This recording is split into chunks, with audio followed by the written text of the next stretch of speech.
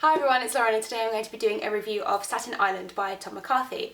I want to do a separate video discussing this book because I don't think the blurb of this book actually gives an accurate representation of what it's about. And I think it's the kind of book that you could think wouldn't interest you and you could bypass if you didn't really understand what was contained within the pages. So I just kind of wanted to talk about it and give it a bit of a shout out because I thought this was really interesting and I was really surprised by it. Our narrator in this book is an anthropologist called U, like the letter U, and that's what he tells you his name is. It doesn't matter what his name is. And he is a corporate anthropologist. What that means is that he is an anthropologist. He's written academic studies on anthropology, but he is now employed by a company to provide businesses with his anthropological knowledge. So that could be a client who's a business and they want to understand how their employees are going to work, how they can manage their employees better. This is how I interpreted it anyway. Or it could be a client who's trying to market and sell a new product, and what his knowledge can do is so that he understands how people think, because he understands culture and social mores and the narrative that people have of their own lives and how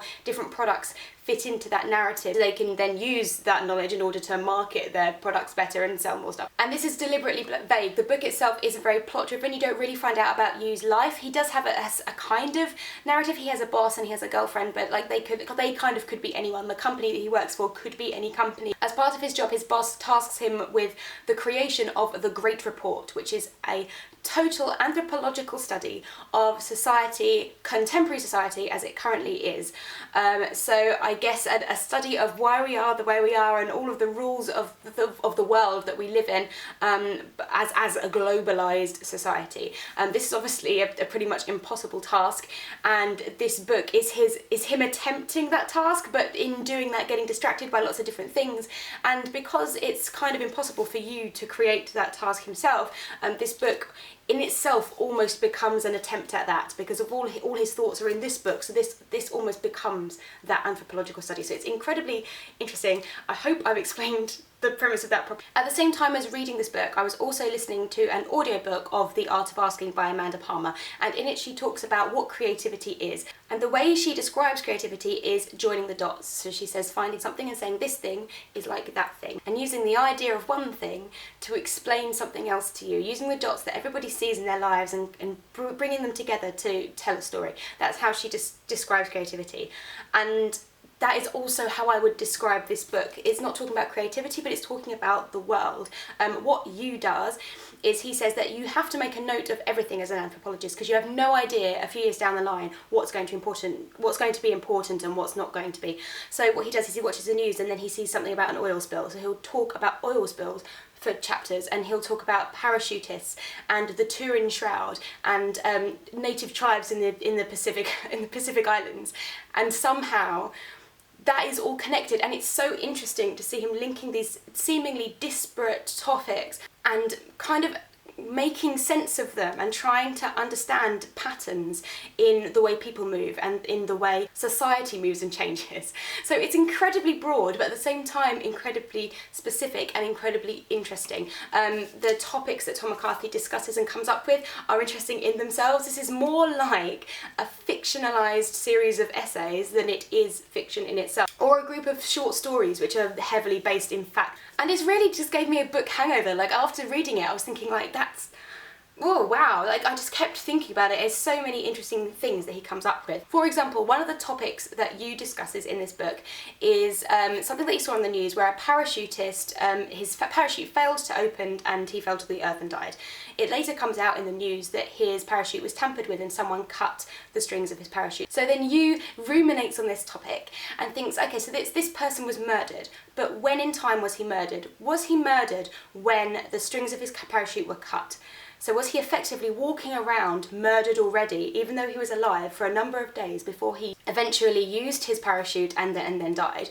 Or was he murdered at the point in falling? So when he was in transit and he pulled his chute and then it failed to open, was that the point at which he was murdered? And it's all these kind of philosophical ponderings, and then he looks up all the different other parachutists' deaths and tries to find patterns and see links where maybe there are and maybe there aren't, but that's what he's doing. And it's just so interesting, and I think what works it really in this book's favour, not because I didn't enjoy it, because it's quite a different kind of, you know, writing, is that it's quite short. It's under 200 pages, and I think that works really well, because if it'd gone on for much longer, I don't know if my attention would have been held so much, because it says a lot of information which is all crammed into these pages, and I think that was enough. I think it ended at the right time, and then you could put it down and sort of think about what you've just read. One thing that I didn't love was the ending. I didn't think it tied up very neatly.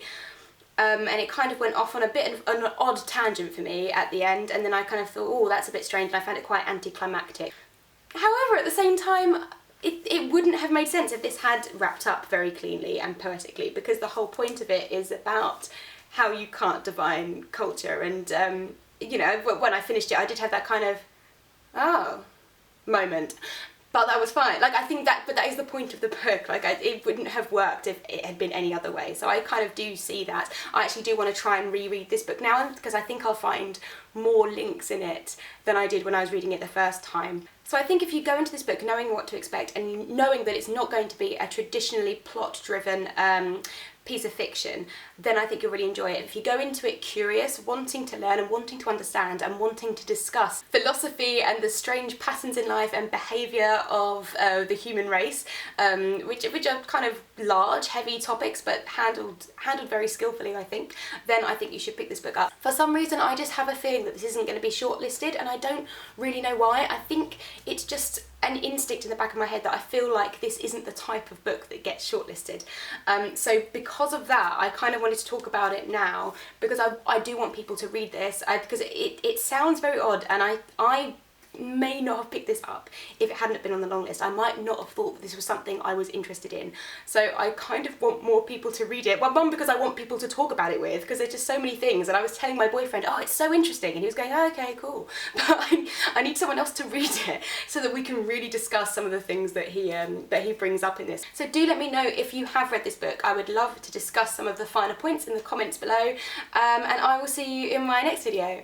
Bye! What this is, because this is one of the best and most realistic and believable characterizations of madness, or, you know, mental health issues from the 19th century that I've ever read, and it just really rings true. I think a lot of the time, illness in general really